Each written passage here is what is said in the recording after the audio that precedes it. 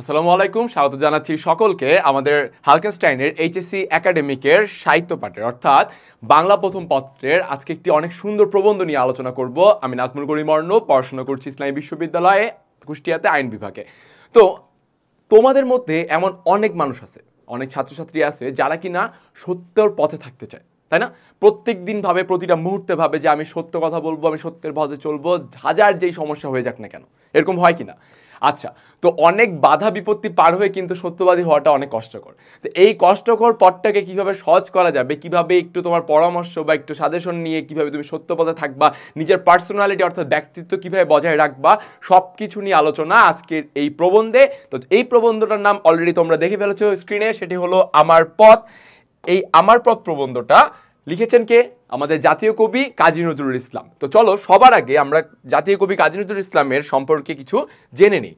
আচ্ছা, আরেকটি কথা, সেটা হলো যে এই আমি যখন এটা পড়াবো, ধরো কোনো গল্প, প্রবন্ধ, কবিতা যাই হোক না কেন, তোমাদের এখানে কিন্তু বেশ কিছু গুরুত্বপূর্ণ লাইনগুলো আমি কিন্তু দাগিয়ে দিব, ঠিক আছে? তো অ্যাট দ্য সেম টাইম তোমরা কিন্তু মূল বইটাকে বের করবা, বের করে তোমরা কিন্তু আমার সাথে সাথে লাইনগুলো দাগাই নিবা। কেন জানো? কারণ হচ্ছে অ্যাডমিশনের সময় কিন্তু এই বাংলার এই গল্প, কবিতা কিংবা প্রবন্ধ থেকেই কিন্তু প্রশ্ন এসে থাকে বিশ্ববিদ্যালয়ের প্রশ্নগুলোতে, শুধু এইচএসসি না, বিশ্ববিদ্যালয় তো আসে। তো এই ক্ষেত্রে আমরা ইম্পর্টেন্ট লাইনগুলো এমন করে পড়বো যাতে আমাদের অ্যাডমিশনের দিন পর্যন্ত মাথায় থাকে। বোঝা গেছে ভাইয়াপুরা? এবং এর পাশাপাশি আরেকটি বিষয়, সেটা হলো যে আমাদের এই যে কোর্সের যে প্রস্তুতিটা শুধুমাত্র যে আমাদের এইচএসসির জন্য তা নয়, আমরা অ্যাট দ্য সেম টাইম আমরা কিন্তু অ্যাডমিশনের জন্য কিন্তু বিষয়গুলোকে ভালো মতো পর্যবেক্ষণ করব, ঠিক আছে?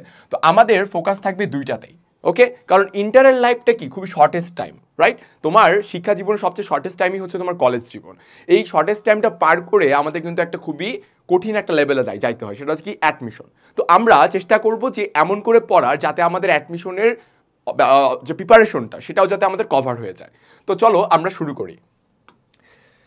কাজী নজরুল ইসলাম বাংলাদেশের জাতীয় কবি। আচ্ছা, এটা আমরা সকলেই জানি, তাই না? এটা আমরা সকলেই জানি। তোমরা হয়তো বলবো ভাইয়া এটা নতুন কি আছে, বাট ভাইয়া এই জিনিসটা কেন বলতেছি, কারণ অনেক সময় কিন্তু আমরা খুবই সহজ জিনিসগুলো ভুলে যাই যে আসলে জাতীয় কবিকে ইভেন যখন আমাদের প্রেশার থাকবে প্রচুর বোর্ড পরীক্ষায় কিংবা অ্যাডমিশনের পরীক্ষায়, তখন আমাদের খুব সমস্যা হয়। তিনি ভারতের পশ্চিমবঙ্গের বর্ধমান জেলার আসানসোল মহকুমার চুরুলিয়া গ্রামে 1899 খ্রিস্টাব্দের 24শে মে 1899 খ্রিস্টাব্দের 24শে মে 11ই জ্যৈষ্ঠ 1306 বঙ্গাব্দে জন্মগ্রহণ করেন, ঠিক আছে? তার বাবার নাম কাজী ফকির আহমেদ, মায়ের নাম জাহেদা খাতুন। ওকে, ডান। তো আমরা এখানে তার জন্ম তারিখটা অবশ্যই মনে রাখবো, 1899 এর 24শে মে, রাইট?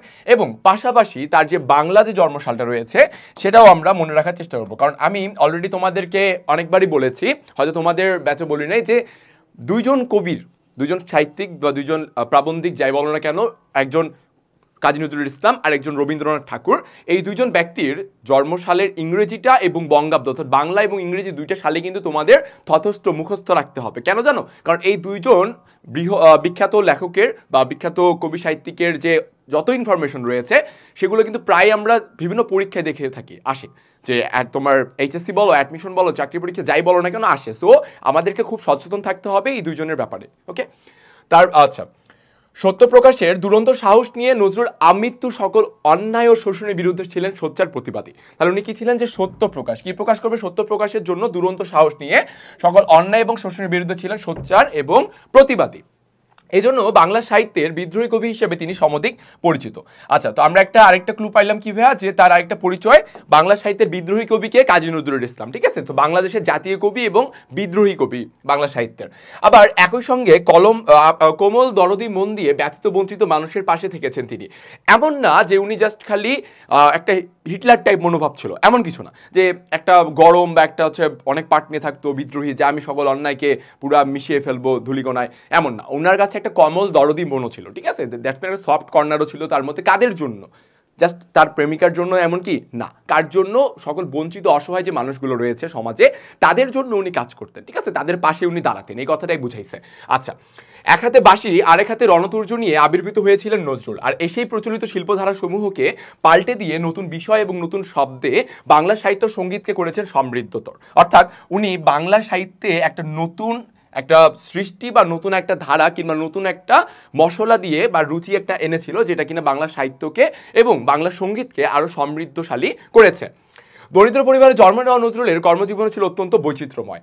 দেখো কি কি উনি পেশায় ছিলেন। মসজিদের ইমামতি প্রথমত, লেটুর দলে যোগদান করেছিলেন 1917 খ্রিস্টাব্দে সেনাবাহিনীর বাঙালি পল্টনে যোগদান করেন। আচ্ছা দেখো 1917 সালে বাঙালি পল্টনে যোগদান করেন।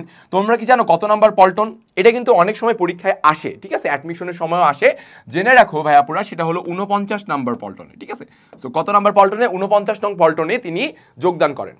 সাম্যবাদী ধারার রাজনীতি, পত্রিকা সম্পাদনায় কিংবা চলচ্চিত্রের সঙ্গে যুক্ত হওয়া সহ বহু বিচিত্র অভিজ্ঞতায় তার জীবন ছিল পূর্ণ। মাত্র 43 বছর বয়সে দুরারোগ্য ব্যাধিতে আক্রান্ত হওয়ায় এই হৃদ্য এবং সম্ভাবনাময় জীবন আমৃত্যু নির্বাক হয়ে যায়। এই যে একটা খুবই একটা কি বেদনামক বা মর্মাহত একটা অবস্থা, সেটা কি 43 বছর বয়সে উনি বোবা হয়ে যান, নির্বাক যেটাকে বলে, ঠিক আছে, কথা বলার যে শক্তিটা উনি হারিয়ে ফেলেন রোগে আক্রান্ত হয়ে। তারপরে উনি থেমে যান নাই। বাংলাদেশ স্বাধীন হওয়ার পর জাতির পিতা বঙ্গবন্ধু শেখ মুজিবুর রহমানের উদ্যোগে নজরুলকে বাংলাদেশের নাগরিকত্ব, অর্থাৎ দেখো কি বলছে, নজরুলকে বাংলাদেশের নাগরিকত্ব কখন দেওয়া হয়? স্বাধীনতার পরে, ঠিক আছে, 1976-এ, এবং জাতীয় কবির মর্যাদা দিয়ে সসম্মানে এদেশে বরণ করে নেওয়া হয়। এর কিছুকাল পরে কবির মৃত্যু হলে তাকে ঢাকা বিশ্ববিদ্যালয়ের মসজিদের পাশে পূর্ণ রাষ্ট্রীয় মর্যাদায় সমাধিস্থ করা হয়ে থাকে। আচ্ছা তোমরা কি অনেকে দেখেছো তার যে কবরটা কোথায় রয়েছে? ঢাকা বিশ্ববিদ্যালয়ের মসজিদের, সেন্ট্রাল মসজিদের ঠিক পাশে, ঠিক আছে, কারণ উনি একবার বলেছিল যে মসজিদের পাশে আমার কবর দিও ভাই, ঠিক আছে, যাতে উনি মুয়াজ্জিনের আজানের ধ্বনিটা শুনতে পান কানে। এটা উনারই একটা কথা ছিল, তো উনার কথা মোতাবেকই কিন্তু তাই উনাকে মসজিদের পাশেই দাফন করা হয়েছে। তোমরা যারা এইচএসসি 26-এর রয়েছে বা এইচএসসি 25-এর রয়েছে, তোমাদের অবশ্যই আমি বলবো যে তোমরা ভালো মতো পড়ালেখা করে যাতে ঢাকা ইউনিভার্সিটিতে তোমরা চান্স পাও এবং তার যে কবরটা, সমাধিটা রয়েছে সেটা তোমরা দেখো। হ্যাঁ, এই দেখার একটা সুযোগ। কবি হলেও সাহিত্যের অন্যান্য শাখাও তিনি বিচরণ করেছেন। দেখো শুধুমাত্র বলেছেন উনি যে কবিতা না, উনি প্রাবন্ধিক বা হচ্ছে গল্পকার বা উপন্যাসিক। কিভাবে? লক্ষ্য করি তার রচিত উপন্যাসগুলোর মধ্যে হলো বাঁধনহারা, মৃত্যুক্ষুধা, কুহেলিকা। ভাই আপনি একটা কথা তোমাদের স্পষ্ট জানাই দিই, তোমরা একদম কান খুলে শুনো, সেটা হলো যে নজরুলের যে এই উপন্যাসগুলো রয়েছে, এই উপন্যাসগুলো তোমাদের কিন্তু মনে রাখতে হবে, এই তিনটাই, ঠিক আছে, তিনটায় মনে রাখতে হবে। তার কারণ কি? ওনার তিনটায় উপন্যাস, বাঁধনহারা, মৃত্যুক্ষুধা, কুহেলিকা, দ্যাটস ইট ভাই, আর বেশি কিছু নাই, এগুলা মনে রাখবা, তোমার পরীক্ষায় এগুলা আসে। এবং গল্পগ্রন্থের মধ্যে ব্যথার দান, রিক্তের বেদন, শিউলিমালা বিশেষভাবে উল্লেখযোগ্য। তো দেখো আমরা লক্ষ্য করতে পারতেছি যে নজরুলের এই যে উপন্যাস বা সাহিত্য কর্মগুলো, এগুলা কিন্তু খুবই সংখ্যায় কম, যে কারণে আমাদের মনে রাখতেও কিন্তু সুবিধা হবে। যেমন একটা এমসিকিউ চলেই আসে, সেটা কি জানো? শিউলিমালা নজরুলের সাহিত্যের কোনটা বা কি?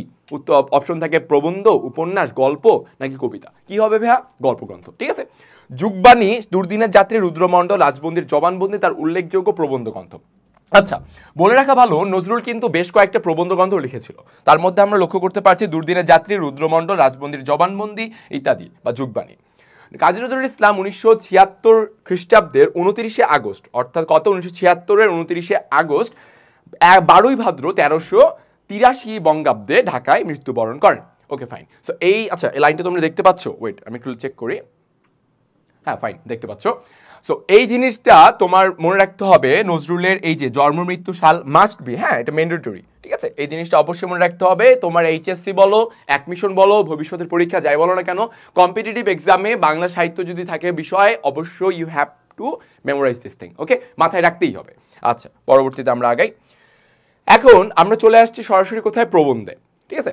তো এখন অনেক প্রশ্ন কিন্তু চলে আসে যে আমার পথ, এটা কি আসলে গল্প, উপন্যাস, নাকি এটা কবিতা, না এটা প্রবন্ধ? তাহলে উত্তর কি হচ্ছে ভাইয়া? এটা হচ্ছে একটা প্রবন্ধ, ঠিক আছে। তো দেখো এই প্রাবন্ধিকের আমরা পড়বো, তো এটা হচ্ছে প্রবন্ধ, মাথায় রাখবেন আপনারা। পরবর্তী চলে যাই। আচ্ছা এই প্রবন্ধ শুরু করার আগে আমি বলি, তোমরা মূল বই দেখবে প্রবন্ধটা খুবই কম আকারে, খুবই ছোট, তাই না? কিন্তু প্রবন্ধ আসলে ছোট আকারেই হয়ে থাকে, কারণ কি এর মধ্যে প্রচুর অর্থ থাকে, প্রচুর মিনিং তারা বহন করে। এই অর্থগুলো আমাদেরকে বুঝতে হবে। এবং আমি শুরুতেই বলেছিলাম যারা কিনা সত্যের পথে চলতে আগ্রহী বা চলার চেষ্টা করো এবং যারা নিজের ব্যক্তিত্বকে বজায় রাখতে চেষ্টা করো, যারা অন্যের উপর নির্ভরতাটাকে কমায় দিতে চাও, তাদের জন্য আজকে এই প্রবন্ধটা। তোমরা কিভাবে সেই জিনিসটাকে বজায় রাখবা, কিভাবে প্রতিষ্ঠা করবা, নিজের ব্যক্তিত্বকে কিভাবে আরো সমৃদ্ধশালী করবা, সেই বিষয়গুলোই আজকে আমরা এখানে আলোচনা করবো, যেটা প্রাবন্ধিক কাজী নজরুল ইসলাম আমাদের জন্য লিখে গিয়েছেন। চলো লক্ষ্য করি, ইম্পর্টেন্ট লাইনগুলো অবশ্যই দেখাবা, কেমন? আমার কর্ণধার আমি। আচ্ছা প্রথমে একটা প্রশ্ন আসে যে আমার কর্ণধার কে? এগুলো কিন্তু এমসিকিউ থাকে। তাহলে কি? আমার কর্ণধার আমি। আমার পথ দেখাবে আমার সত্য। আমার যাত্রা শুরুর আগে আমি সালাম জানাচ্ছি, নমস্কার করছি আমার সত্যকে, ঠিক আছে। আচ্ছা ভালো কথা। তো এই যে একটা জিনিস আমি যে গেস্টার দেখালাম, একটা সালাম জানাচ্ছি, নমস্কার করছি, ঠিক আছে। তো এই বিষয়গুলো কি জানো, আসলে পড়ার সময় না নিজে যখন পড়বা বা আমার যখন ক্লাসটা তোমরা করছো, এই সময় ট্রাই টু ফিল, অনুভব করো যে তুমি জিনিসটাকে এনজয় করতেছো।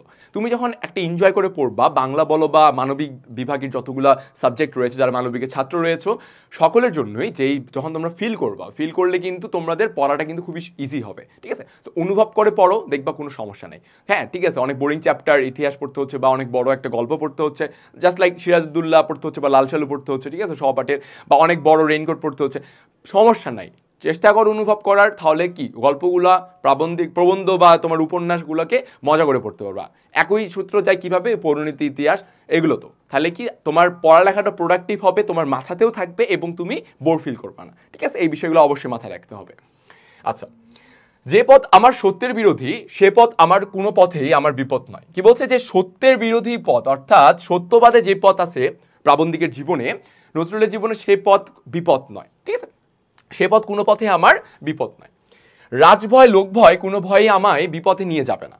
লক্ষ্য করি কয় ধরনের ভয়ের কথা বলছে ভাইয়া, দুইটা, একটা কি রাজভয়, আরেকটা হচ্ছে লোক ভয়। প্রশ্ন কিন্তু প্রায় আসে যে আমার পথ প্রবন্ধে কয় ধরনের বা কতটি ভয়ের কথা বলছে, তাহলে আমরা কি জানি, দুইটা ভয়ের কথা বলছে, রাইট? সো দুইটা কি কি, একটা হলো রাজভয়, আরেকটা হলো লোক ভয়। কোনো ভয়ই বিপথে নিয়ে যাবে না। আমি যদি সত্যি করে আমার সত্যকে চিনে থাকি, আমার অন্তরে মিথ্যার ভয় না থাকে, তাহলে বাইরের কোনো ভয়ই আমার কিছু করতে পারবে না।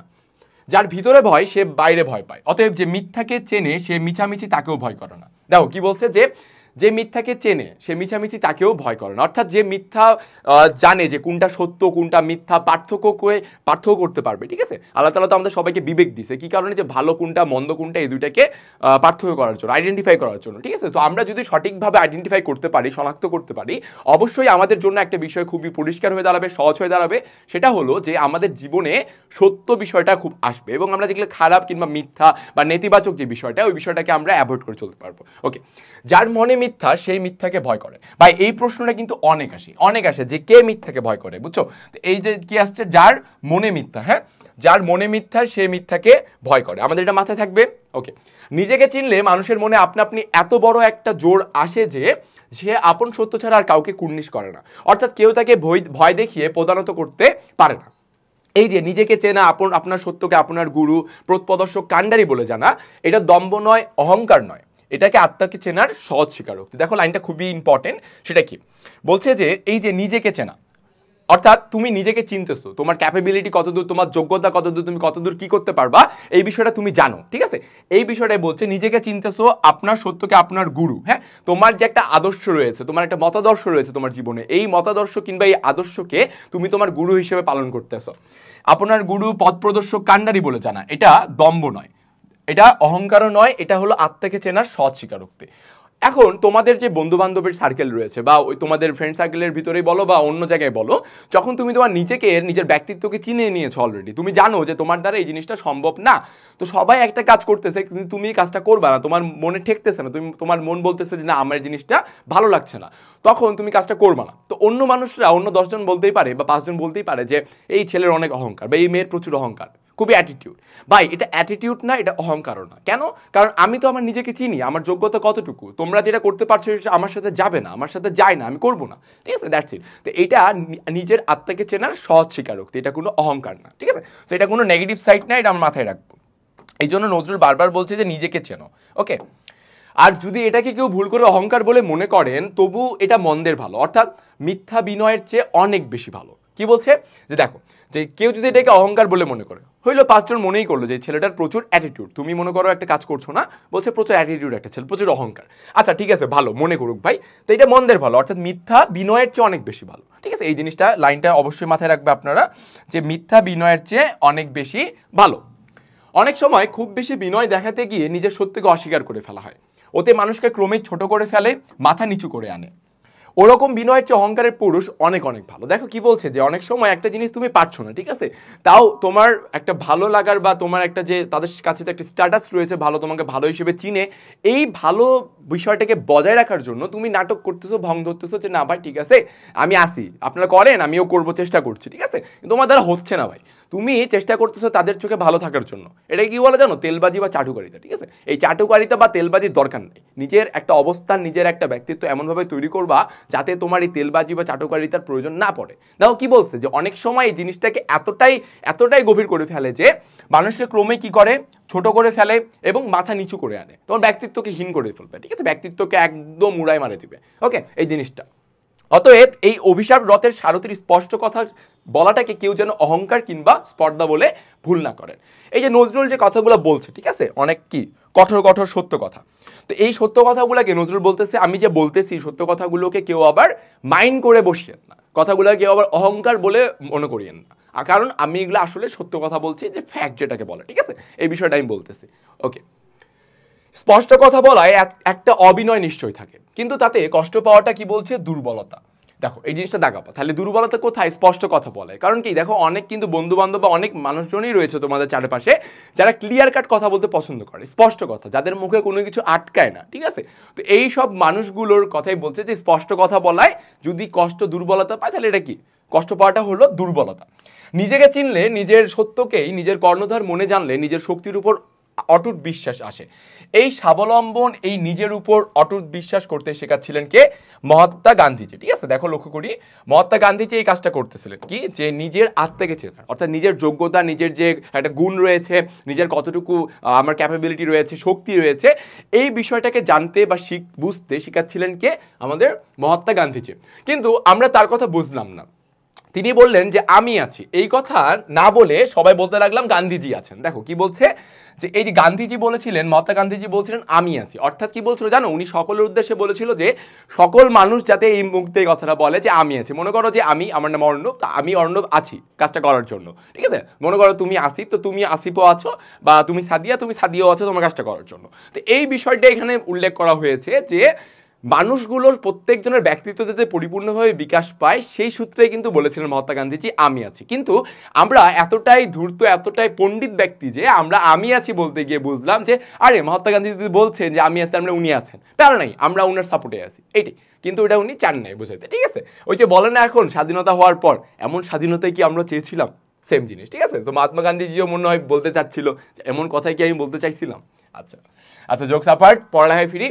এই পর অবলম্বনই আমাদের নিষ্ক্রিয় করে ফেলে। দেখো এই লাইনটা খুবই ইম্পর্টেন্ট। কি বলছে? এই পর অবলম্বনই আমাদের নিষ্ক্রিয় করে ফেললে, অর্থাৎ অন্যের উপর অবলম্বন করা বা অন্যের উপর নির্ভর করার ক্ষেত্রে এই জিনিসটাই আমাদেরকে কি করলো? নিষ্ক্রিয় করে ফেললো। একেই বলে সবচেয়ে বড় দাসত্ব। তাহলে সবচেয়ে বড় দাসত্ব কি ভাইয়া? এই জিনিসটা কিন্তু খুবই আসে, ঠিক আছে? একদম মনে রাখতে হবে, সবচেয়ে বড় দাসত্ব কোনটা?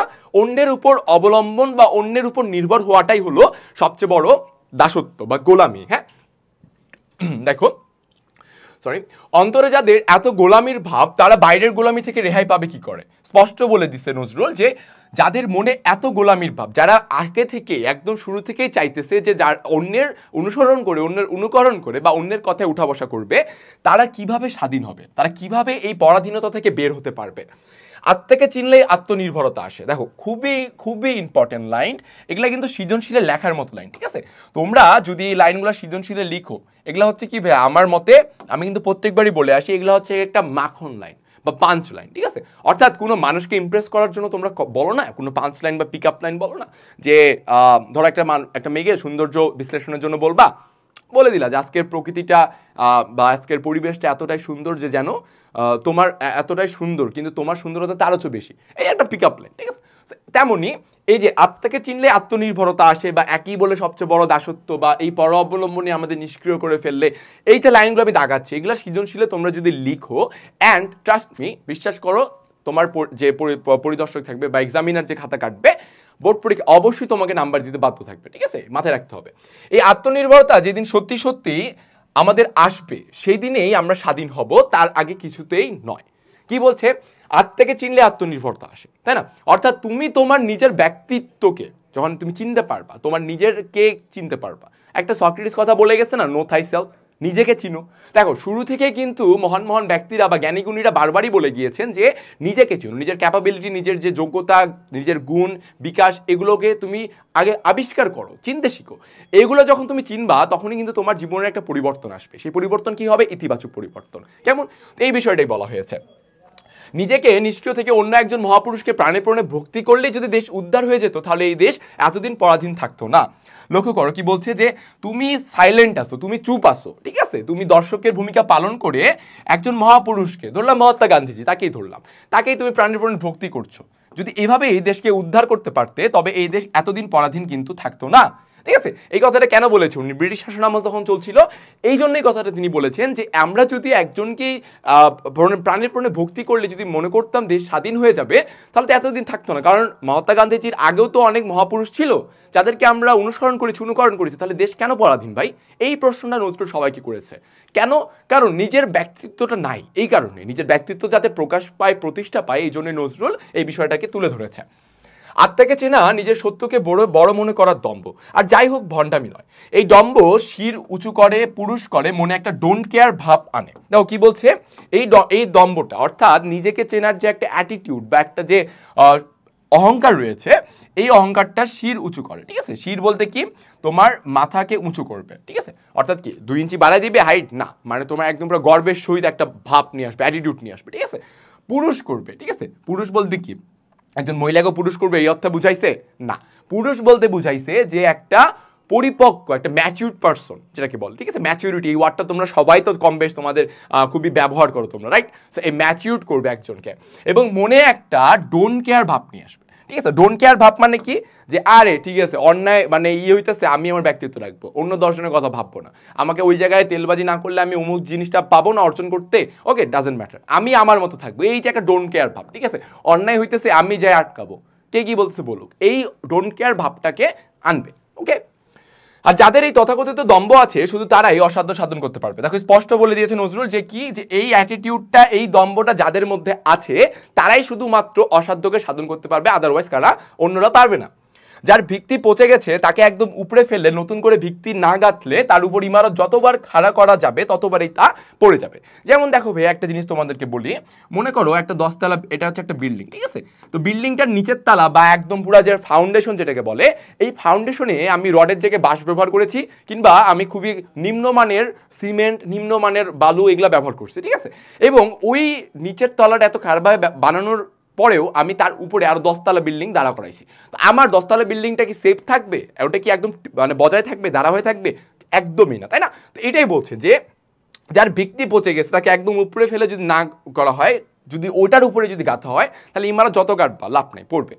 এর অর্থ তোমার মনের ভিতরে যদি পর অবলম্বনতা বা তোমার মনের ভিতরে ওই অপরের প্রতি নির্ভরতা কিংবা দাসত্ব যদি থাকে, ওইটাকে তুমি না সরিয়ে তুমি যদি নিজের ব্যক্তিত্বকে প্রকাশ করতে চাও, নিজের যদি তুমি সত্যকে জয় করতে চাও, ভাই হবে না। নজরুল বলেছে যে তোমার মন থেকে সম্পূর্ণরূপে জিনিসটাকে পরিষ্কার করবা, জিনিসটাকে সম্পূর্ণ বাদ দিবা, ফেলে দিবা, তারপরে তুমি তোমার সত্যকে প্রকাশ করো, ব্যক্তিত্বকে প্রকাশ করো, তবেই কিন্তু সম্ভব, তাছাড়া নয়। তেমনি সমাজের উন্নয়নের ক্ষেত্রে কিছু কিছু মানুষ রয়েছে, যেই সকল মানুষগুলোকে সমাজ থেকে যদি পরিবর্তন না করা হয় বা উপড়ে ফেলা না হয়, তাদের জন্য সমাজের উন্নয়নটা আসলে সম্ভব হয়ে দাঁড়ায় না। ঠিক আছে, তো নজরুল এই কথাটার কিন্তু অর্থ আমি দুইভাবে দিয়েছি। একটা নিজের তোমার অন্তরের যে গোলামির ভাবটা, এটাকে দূর করতে হবে। দ্বিতীয় বলেছি সমাজে অবস্থিত কিছু ব্যক্তিত্বকে বা ব্যক্তিকে আগে উপরে ফেলতে হবে বা তাদেরকে পরিবর্তন করতে হবে। এই দুইটা বিষয় আমি কেন বললাম, সৃজনশীল যখন তোমরা লিখবা এই দুইটা বিষয় ভাবে প্রসঙ্গ টেনে আনতে হবে। ঠিক আছে ভাইয়া, কারণ তোমরা যদি বলো যে ভাইয়া শুধুমাত্র এই ছোট্ট একটা প্রবন্ধ থেকে কিভাবে আমি এতগুলো উত্তর লিখবো বা বানাবো, ভাই এটাই সৃজনশীল। সৃজনশীল মানেই হচ্ছে তুমি তোমার পাঠ্যপুস্তকের গল্প কবিতার সাথে প্রাসঙ্গিক যে বিষয়গুলো রয়েছে পাঠ্যপুস্তকের বাহিরে, সেই বিষয়গুলোকে টেনে আনবা, অর্থাৎ প্রসঙ্গগুলোকে টেনে আনে সঠিকভাবে একটা উত্তর সাজাবা, তখনই তোমার সৃজনশীল প্রশ্নের উত্তরটা পরিপূর্ণ হবে। ঠিক আছে, তাছাড়া কিন্তু তোমার সৃজনশীল উত্তরটা পরিপূর্ণ হবে না, যার ফলে কি পাবা, বিনিময়ে নাম্বার খুবই কম। ঠিক আছে, তোমার মাথায় হাত থাকবে।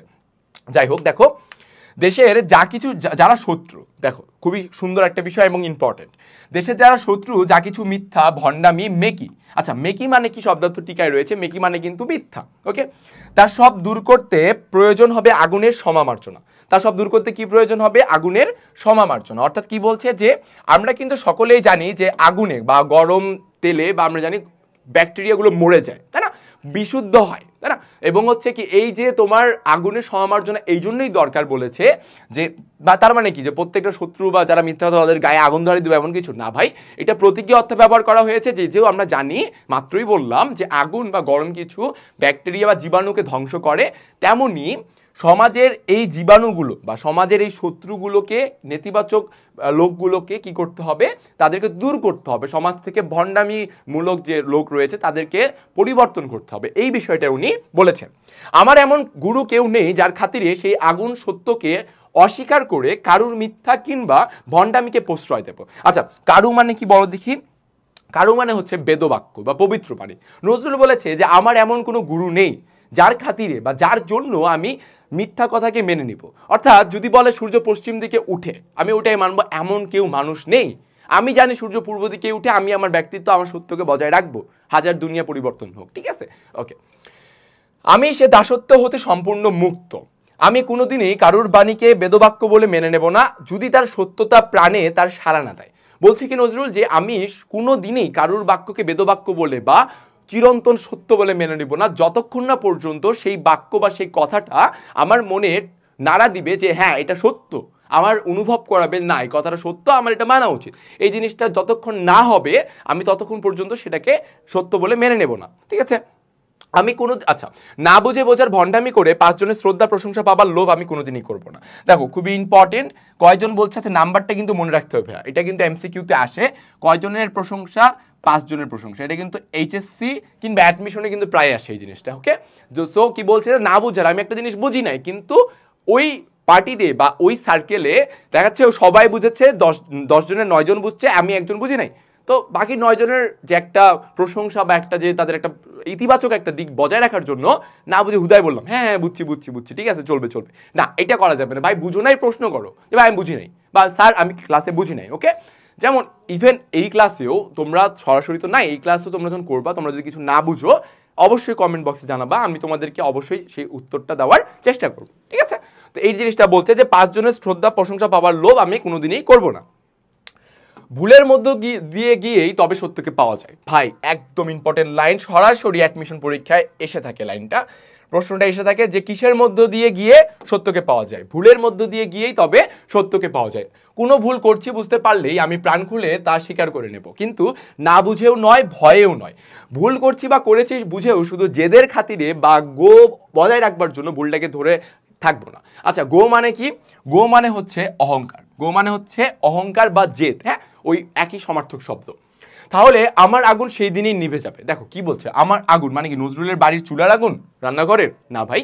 নজরুলের যে ব্যক্তিত্ব প্রকাশের বা সত্যকে প্রকাশ করার যে একটা জেদ বা একটা যে অ্যাটিটিউড বা একটা অহংকার, যেটাকে তিনি আগুন বলেছেন ইতিবাচক অর্থে, এই আগুনটা, এই সত্য প্রকাশ করার, ব্যক্তিত্ব প্রকাশ করার যে জেদটা, এটা কিন্তু সেই দিনে নিভে যাবে যদি নজরুল ভণ্ডামি শুরু করে। ওকে, আমার মিথ্যার জল এই শিখাকে নেভাতে পারবে। দেখো কি বলছে, একমাত্র, লক্ষ্য করো কি বলছে, একমাত্র মিথ্যার জল। কার জল? একমাত্র মিথ্যার জল, সাধারণ পানি না, যেহেতু এটা প্রতীকী অর্থে বা উপমা অর্থে একটা আগুন, সেই ক্ষেত্রে বলছে একমাত্র মিথ্যার জলেই এই শিখাকে নিভাতে পারবে, তাছাড়া কেউ নিভাতে পারবে না। অর্থাৎ যদি নজরুল মিথ্যা বা ভণ্ডামি শুরু করে, বা কোনো মানুষ যদি এই ভণ্ডামি বা মিথ্যা বলা শুরু করে বা মিথ্যার আশ্রয় নেয়, সেই দিন থেকেই তার নিজস্ব যে ব্যক্তিত্ব বা সত্য প্রকাশের যে একটা তার চাহিদা বা চাহনি, সেই জিনিসটা নিভে যাবে বা সেটা মরে যাবে। মানুষ ধর্মই সবচেয়ে বড় ধর্ম।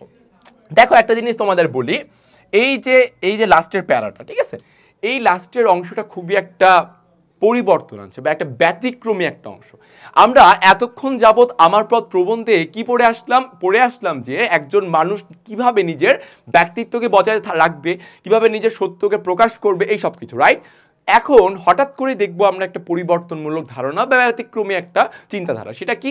সেটা হলো যে আমরা দেখবো ধর্ম নিয়ে যে ভেদাভেদ হয় বা মানুষগুলোর মধ্যে সাম্প্রদায়িক যে দাঙ্গা লেগে থাকে, হাঙ্গা দাঙ্গামা, এই বিষয়টা যাতে না হয়, একজন মানুষ অপর মানুষকে যাতে মানুষ রূপে বিবেচনা করে, সম্মান করে, শ্রদ্ধা করে, এই বিষয়টা নজরুল টেনে এনেছে, ঠিক আছে? অর্থাৎ আমার পথ প্রবন্ধটার যে অর্থটা বা মিনিংটা হুট করে দেখবো পরিবর্তন হয়ে চলে আসে। লক্ষ্য করি আমরা, মানুষ ধর্মের সবচেয়ে বড় ধর্ম, কি বলেছে?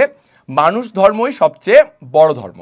অর্থাৎ যদি এমসিকিউ আসে তোমাদের যে সবচেয়ে বড় ধর্ম কি, মনুষ্যত্ব, ঠিক আছে, হিন্দু মুসলমানের মিলনের অন্তরায় বা ফাঁকি কোনখানে তা দেখিয়ে দিয়ে এর গলদ দূর করা আমার এই পথের অন্যতম উদ্দেশ্য।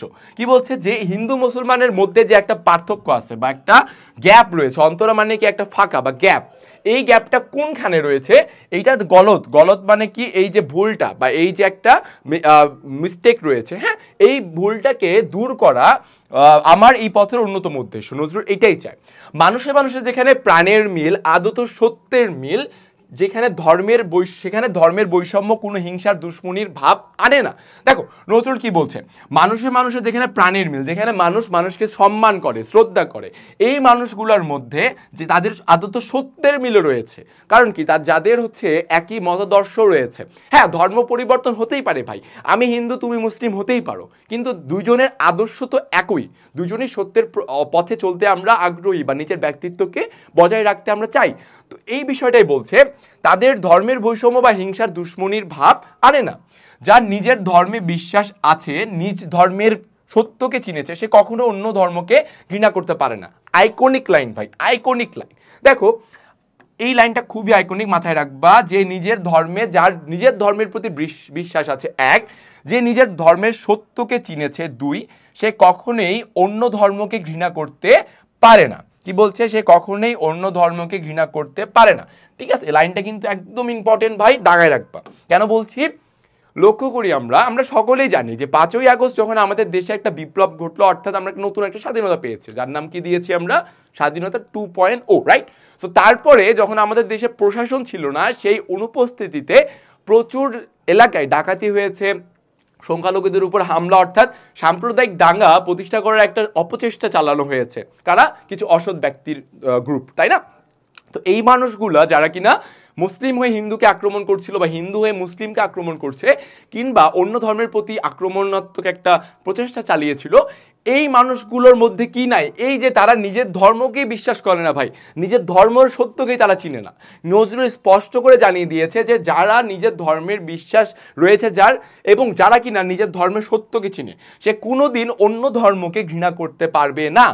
কারণ কি ভাই, কারণ তোমার ইসলাম ধর্ম, হিন্দু, খ্রিস্টান, বৌদ্ধ, আরো যারা যেগুলো ধর্ম রয়েছে, কোনো ধর্মে কোনো জায়গায় বলা হয় নাই যে তুমি মুসলিম যাও হিন্দু বেটাকে যায় মাইরে আসো, তুমি হিন্দু যাও মুসলিম বেটিরে যায় মাইরে আসো, এমন কিছু না ভাই। ঠিক আছে, তো কোনো ধর্মই বলে না অন্য ধর্মকে অসম্মান করতে, শ্রদ্ধা দিতে বলেছে, সম্মান দিতে বলেছে। এই কথাটাই নজরুল শেষে এসে আমাদের সবাইকে জানাইছে।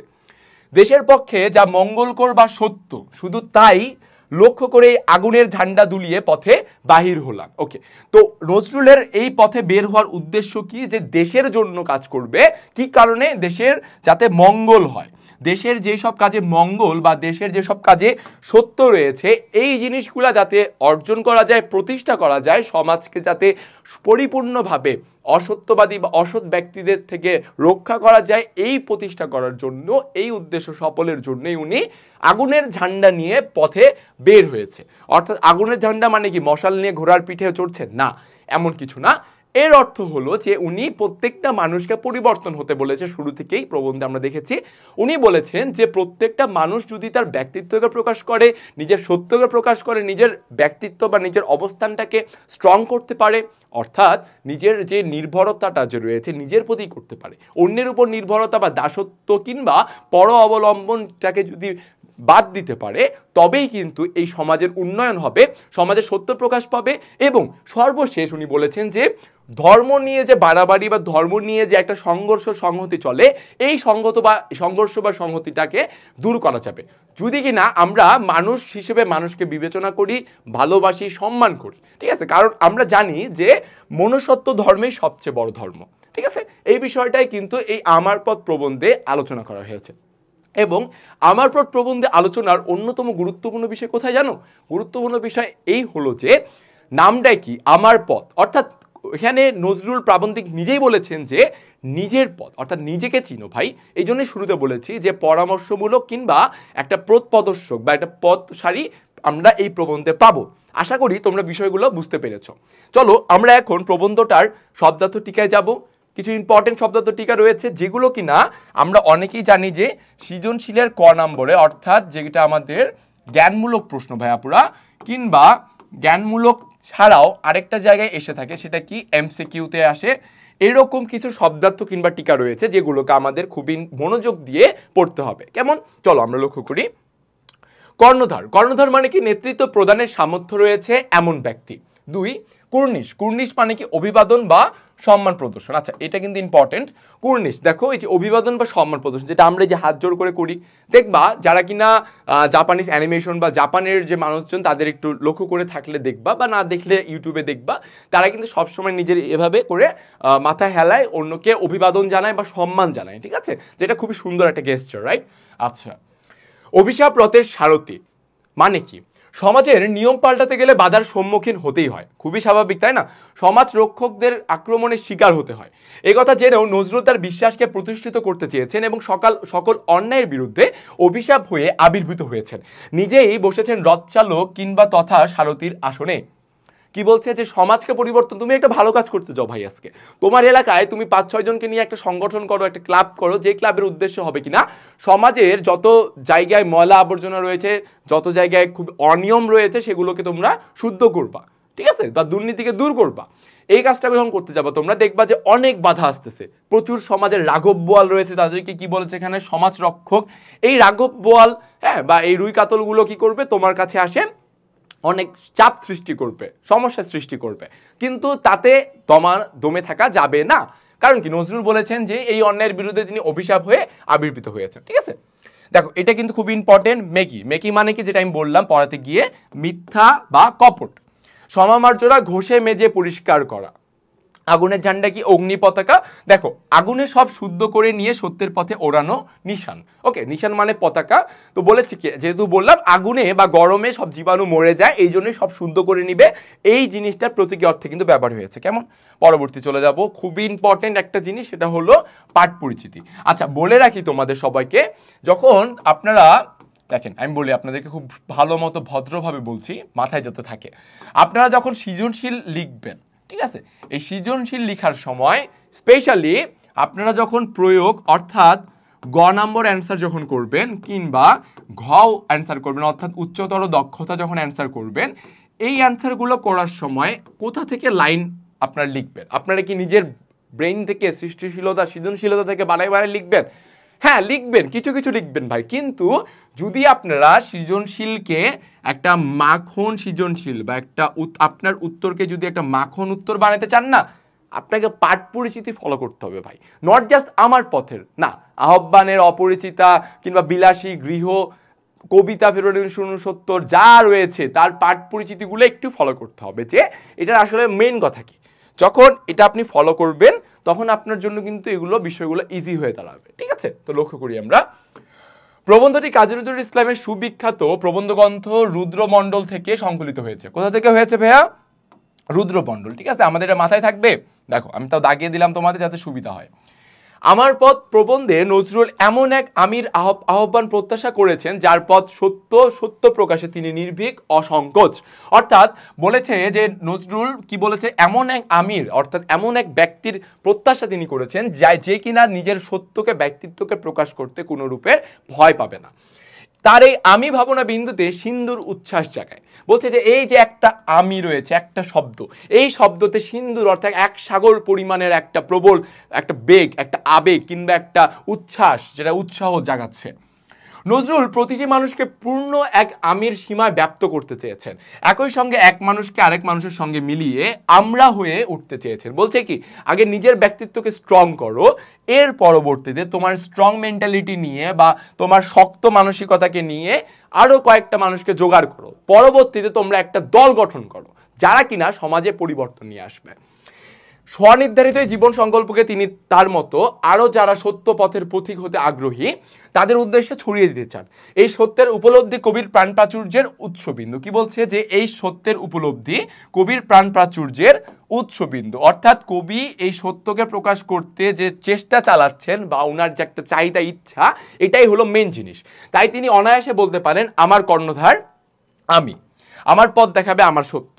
রুদ্রতেজে মিথ্যার ভয়কে জয় করে সত্যের আলোয় নিজেকে চিনে দিতে সাহায্য করে নজরুলের এই আমি সত্তা। অর্থাৎ নিজের ব্যক্তিত্বকে যদি স্ট্রং রাখতে পারো তুমি, তাহলে তোমার মিথ্যার যে ভয়টা রয়েছে, এই ভয়টাকে জয় করে তুমি সত্যকে আনতে পারবা, ঠিক আছে? তার পথনির্দেশক সত্য অভিনয়কে মেনে নিতে পারে কিন্তু অন্যায়কে সহ্য করতে পারে না। সমাজ সমকাল পর্যবেক্ষণের মধ্য দিয়ে প্রাবন্ধিক দেখেছেন যে সুস্পষ্টভাবে নিজের বিশ্বাস আর সত্যকে প্রকাশ করতে না জানলে তৈরি হয় কি পরনির্ভরতা। দেখো কি বলছে যে নিজের বিশ্বাস কিংবা নিজের সত্যকে যদি তুমি প্রকাশ করতে না পারো তাহলে তোমার কি তৈরি হবে ভাইয়া? তোমার তৈরি হবে পরনির্ভরতা। বোঝা গেছে? আহত হয় আমাদের ব্যক্তিত্ব। অবশ্যই অন্যের উপর যখন তুমি নির্ভর করা শুরু করবা তোমার ব্যক্তিত্ব কি অবশ্যই মরে যাবে বা আহত হবে। হ্যাঁ, নজরুলের কাছে এই ভগ্ন আত্মবিশ্বাসের গ্লানি গ্রহণযোগ্য নয়। এর পরিবর্তে তিনি প্রয়োজনে দাম্ভিক হতে চান, কেননা তার বিশ্বাস সত্যের দম্ভ যাদের মধ্যে রয়েছে তাদের পক্ষে কেবল অসাধ্য সাধন করা সম্ভব, তাছাড়া অন্যের জন্য সেটা নয়। ওকে, পরবর্তীতে নজরুল এই প্রবন্ধে দেখিয়েছেন যে তিনি ভুল করতে রাজি আছেন কিন্তু ভণ্ডামি করতে প্রস্তুত নন।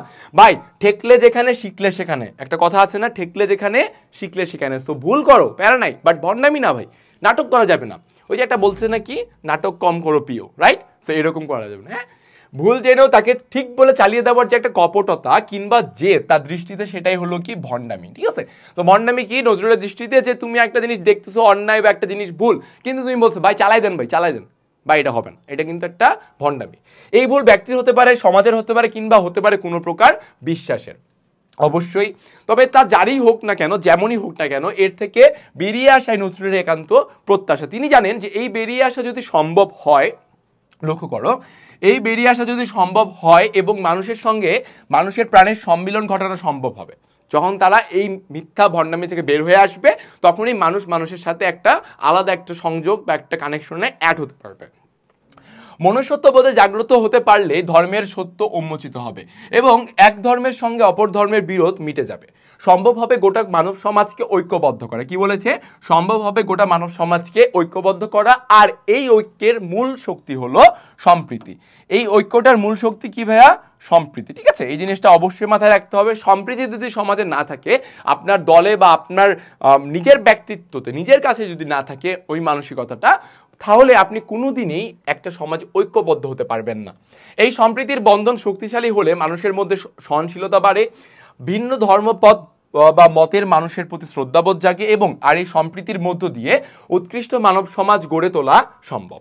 ঠিক আছে, তো এই যে পাঠ পরিচিতিটা আমরা দেখলাম, অর্থাৎ এই যে আমাদের প্রবন্ধটা, হ্যাঁ, আমার পথ প্রবন্ধের একটা সুন্দর একটা সামাপ বা সুন্দর একটা সামারি আমরা লক্ষ্য করলাম, রাইট? সো এই প্রবন্ধে যা কিছু বলছে এর সার কথাই কিন্তু আমরা এই পাঠ পরিচিতিতে লক্ষ্য করতে পারলাম। অর্থাৎ আমাদের সৃজনশীল লেখার জন্য অবশ্যই এই পাঠ পরিচিতি খুবই খুবই ইম্পর্টেন্ট। ঠিক আছে, পরবর্তীতে আমরা চলে যাব অনুশীলনী। আচ্ছা, প্রশ্ন দেখতে পাচ্ছেন না যে অনুশীলনী ভাইয়া কেন, এটা কি আদৌ পড়ে ভাই অনুশীলনী?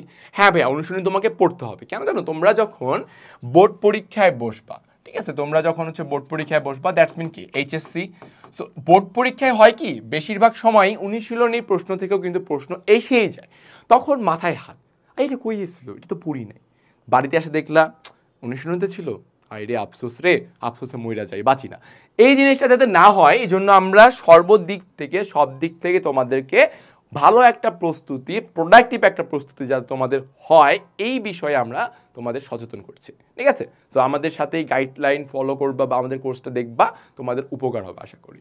ওকে, সো কাজী নজরুল ইসলাম কোনটিকে নমস্কার জানিয়েছেন? বলো কাকে নমস্কার জানিয়েছেন? তারুণ্য, রাজভয়, লোকভয় নাকি সত্য? অবশ্যই সত্য। ভুলের মধ্য দিয়ে গিয়ে কিভাবে সত্যকে পাওয়া যায়? দেখো কি বলেছে, ভুল চেপে নাকি বারবার ভুল করে, ভুল থেকে শিক্ষা নিয়ে ভুল স্বীকার করে, ভুল থেকে শিক্ষা নিয়ে। আমি যেটা বললাম না, ঠেকলে যেখানে শিখলে সেখানে। হ্যাঁ, নিচের কবিতাংশটা পড়ি। সত্য যে কঠিন, কঠিন রে ভালোবাসেছিলাম, কঠিন রে ভালোবাসিলাম, সে কখনো করে না বঞ্চনা। কি বলেছে? সত্য যে কঠিন, সত্যকে ভালোবেসেছে, সত্য কোনোদিন তাকে বঞ্চনা করে নাই। আমার প্রবন্ধের যে বাক্য কবিতাংশের বক্তব্যটি প্রতিনিধিত্ব করে সেটা কি?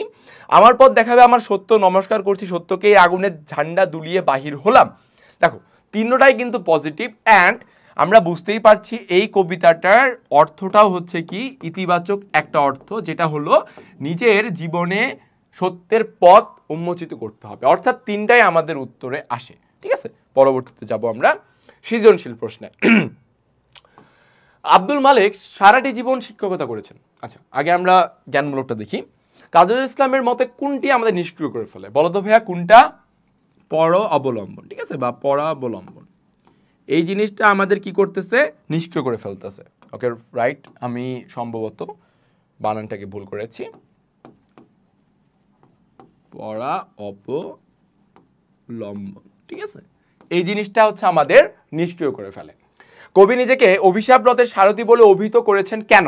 অভিশাপ ব্রতের সারথি এই কারণে বলেছেন যে উনি সমাজে একটা পরিবর্তন আনতে চায়। উনি সমাজ রক্ষকদের বা বিভিন্ন চাপ বা বাধা বিপত্তি সম্মুখীন করে তিনি সমাজের সত্যকে প্রকাশ করতে চায়। এই কারণে তিনি বলেছেন অভিশাপ ব্রতের সারথি, যেটা আমাদের শব্দার্থ টিকায় স্পষ্ট করে দেওয়া রয়েছে। অর্থাৎ দেখছো শব্দার্থ টিকা কেন পড়া ইম্পর্টেন্ট, তার অর্থ হলো যে শব্দার্থ টিকা থেকেও প্রায় সময় অনুধাবন চলেই আসে, এই যে উদাহরণ দেখলাম। এখন আমরা উদ্দীপক পড়ব।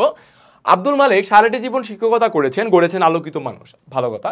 অবসর গ্রহণের পর তিনি গড়ে তুলেছেন তারুণ্য নামে সেবা সংগঠন, খুবই সুন্দর।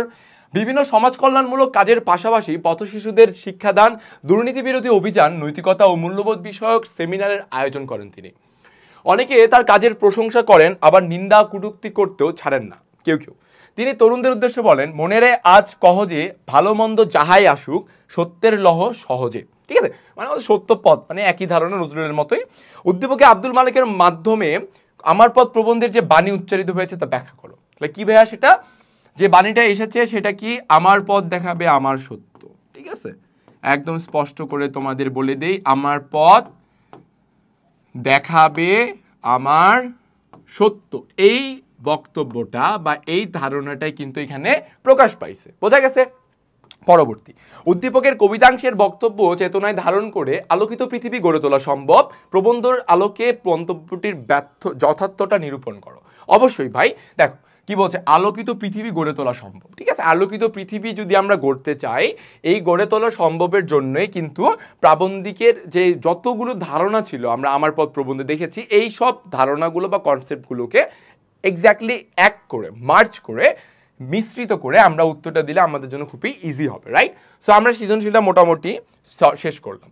তো আমার পথ প্রবন্ধ আমরা যে এই যে পড়েছি, ঠিক আছে, এটা কিন্তু খুবই ইম্পর্টেন্ট একটা প্রবন্ধ আমরা মাত্র শেষ করছি। আমার পথ ভাই আকার কিন্তু খুবই ছোট, আমি আবারও বলছি টেক্সট বুকে এটা খুবই ছোট আকারে রয়েছে, কিন্তু ছোট হইলেও এর যে তাৎপর্যটা এটা কিন্তু বিশাল, হ্যাঁ, বা প্রচুর গুরুত্বপূর্ণ একটা তাৎপর্য রয়েছে, ঠিক আছে, বিশাল তাৎপর্য, লিখে রাখি। কেন? কারণ এটা কিন্তু শুধুমাত্র এইচএসসিতে এটার প্রশ্ন আসে তা না, এটা অ্যাট দ্য সেম টাইম অ্যাডমিশনও এখান থেকে আসে। এখন তুমি তোমার ধারণা থেকে বলো ভাই অ্যাডমিশনে কোন বিষয়গুলো আসে যেগুলো গুরুত্বপূর্ণ, রাইট। তো অ্যাডমিশনে দেখবে বিগত অনেক বছর ঢাকা বিশ্ববিদ্যালয় থেকে শুরু করে বিভিন্ন বিশ্ববিদ্যালয়ের যে প্রশ্নগুলো রয়েছে সেগুলোতে আমার পথ থেকে, অপরিচিতা থেকে, রেইনকোট থেকে, 52 দিনগুলো থেকে প্রশ্ন আসেই ভাই। তারই পরে মনে ফেব্রুয়ারি 1969 প্রশ্ন আসেই, ঠিক আছে, মানে জিনিসটা এতটাই কমন হয়ে গেছে যে প্রশ্ন আসবে, একটা এমসিকিউ থাকেই। তো আমার পথ প্রবন্ধে যেটা আমরা পড়লাম সেটার সৃজনশীলের জন্য লাস্ট একটা কথা বলে দিই তোমাদেরকে, সেটা হলো এটার সুন্দর সারমর্ম বা সার কথা একটাই, সেটা হলো নিজের যে আত্মা বা নিজের ব্যক্তিত্ব রয়েছে, এই নিজের ব্যক্তিত্বকে সুন্দর করে আপনি প্রকাশ করেন, ঠিক আছে। কি বলছে, নিজের ব্যক্তিত্ব, সম্ভবত বানানটা আমার ভুল হয়েছে এখানে, ওকে, নিজের ব্যক্তিত্বকে প্রকাশ করবেন, ঠিক আছে। এই জিনিসটা যদি আপনি করতে পারেন তবেই হচ্ছে কি হবে, আপনার নিজের একটা সত্তা, নিজের প্রতি নির্ভরশীলতা, আত্মনির্ভরতা এটা জাগ্রত হবে, নিজের আত্মাকে আপনি চিনবেন, ঠিক আছে। এটা যদি আপনি পারেন তবেই আপনার নিজের মধ্যে উন্নতি আসবে, তাছাড়া আসবে না।